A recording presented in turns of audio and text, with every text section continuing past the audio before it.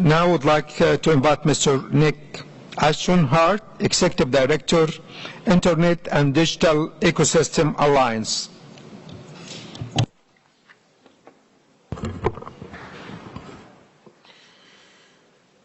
Deputy Secretary General, Mr. Chairman, Excellencies and colleagues, good morning. The end is near. I'm here, as was said, on behalf of IDEA, which is a Swiss association that brings together the for-profit and not-for-profit internet sector to advocate for a human rights and permissionless innovation-centric internet and a policy environment for decision-making which ensures that all those with a stake in the future have a seat at the internet table. Others have spoken of the accomplishments we as a community have made in the last decade, work that must not and has not gone unnoticed. However, we also need to have a clear-eyed look at the future and what we need to do better. We know a major objective of WSIS is to narrow the digital divide in internet access, but also in access to the information online. And yet, according to the latest statistics, the digital divide is growing and not shrinking for a quarter of the world's population in 39 countries. Can we do better? Yes, we can. Sadly, it is also true that countries increasingly choose policies contrary to the spirit of WSIS, reducing the freedom of speech and other rights online, mandating the local hosting of data, services, hardware, or all of the above, and increasingly significant forms of data protectionism.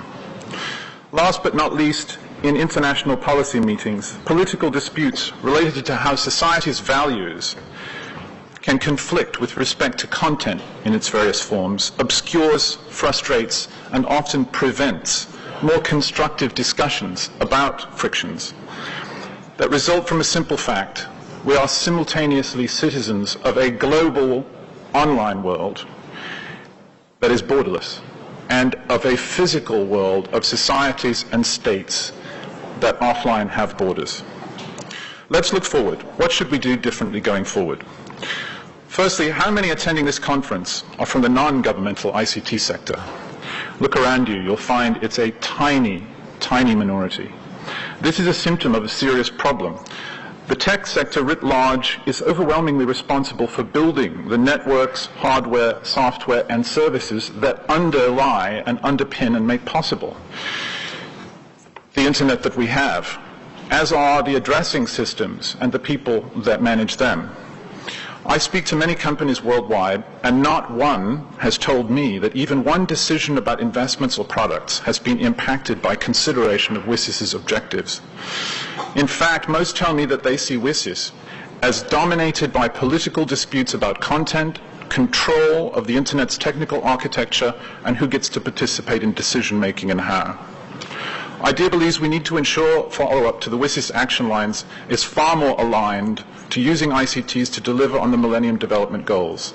Aside from the practical sense this makes, it creates the space for tech to participate in solving problems, as that is for them about markets. That's a conversation the private sector will show up for. It also creates the space for innovative nonprofits to participate more, helping people new to technology learn to use it to create the local content, products, and services that we all want to see. How can WSIS truly succeed if it fails to deeply engage the very sector whose products and services drive the information society? Finally, and perhaps most relevant to those of us in Geneva and New York, we need to do a far better job of protecting WSIS follow-up from disputes that had little or nothing to do with development.